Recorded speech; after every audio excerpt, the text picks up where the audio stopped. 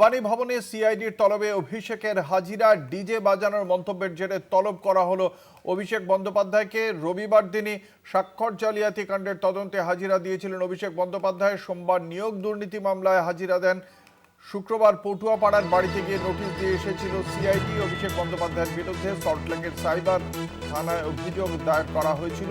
সেই মামলার তদন্তের সূত্র ধরেই ছিল হাজিরার নোটিশ। আজকে হাজিরা দিয়েছেন অভিষেক বন্দ্যোপাধ্যায়।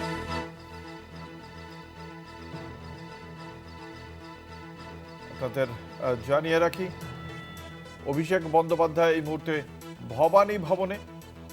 সিআইডি তলবে সাড়া দিয়েই ভবানী ভবনে গিয়েছেন অভিষেক বন্দ্যোপাধ্যায়। কথা বলবো, আমাদের সঙ্গে রয়েছেন আমাদের প্রতিনিধি রিয়া মাঝি। রিয়া এই মুহূর্তে রয়েছেন ভবানী ভবনে, সরাসরি চলে যাব সেখানে।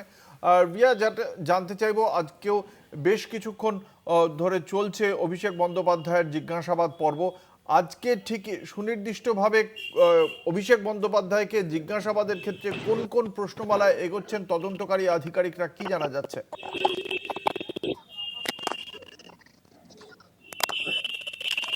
একদমই, দেখো, তোমাকে জানিয়ে রাখবো যে এই মুহূর্তে 4 ঘন্টা অতিক্রান্ত হয়ে গিয়েছে। এখন অভিষেক বন্দ্যোপাধ্যায়কে জিজ্ঞাসাবাদের যে পর্ব সেটা জারি রয়েছে এবং আরো বেশ কিছুটা সময় লাগবে বলে এমনটাই কিন্তু সিআইডি সূত্রে জানা যাচ্ছে।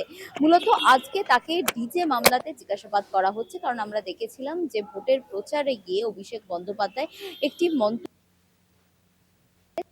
তারিখের পর, অর্থাৎ রেজাল্ট বেরোনোর পরে তিনি তিনি ডিজে বাজাবেন রবীন্দ্রসঙ্গীতের সঙ্গে, এবং তার এই যে বক্তব্য সেটা কিন্তু সোশ্যাল মিডিয়া অত্যন্ত ভাইরাল হয়েছিল। এবং সেই ভাইরাল ভিডিও নিয়েই কিন্তু বিধাননগরের একজন ব্যক্তি, একজন বাসিন্দা, তিনি অভিযোগ জানায় প্রথমেই বাগুইহাটি থানায় এবং তারপরে সাইবার সেলে বিধাননগরে। এবং সেখানে যখন অভিযোগ জানানো হয়, সেই অভিযোগের ভিত্তিতেই কিন্তু সিআইডি তারাই তদন্তভার নিয়ে তারা তদন্ত শুরু করে এবং তদন্তে নেমে প্রথমেই তারা অভিষেক বন্দ্যোপাধ্যায়কে তলব করে।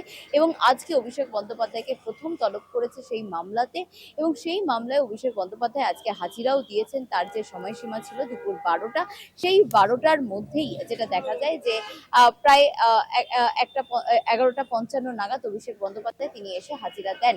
এবং মূলত তার বিরুদ্ধে যে অভিযোগ, যে উস্কানিমূলক মন্তব্য করেছে এবং শান্তিপূর্ণ জায়গায় অশান্তি ছড়ানোর একটা চেষ্টা করেছেন এই বক্তব্যের মাধ্যমে, সেই কারণের জন্যই কিন্তু সেই মামলা, সেই একাধিক যে তার বিএনএস এর যে সেকশন, তাতে মামলা হয় এবং সেই মামলার পরেই কিন্তু অভিষেক বন্দ্যোপাধ্যায়কে তলব করা হয় এবং আজকে তিনি সিআইডি আধিকারিকদের মুখোমুখি। এবং যেমনটা জানা যাচ্ছে যে 3 থেকে 4 জনের আধিকারিক রয়েছে, তারা জিজ্ঞাসাবাদ সারছেন অভিষেক বন্দ্যোপাধ্যায়কে এই মুহূর্তে।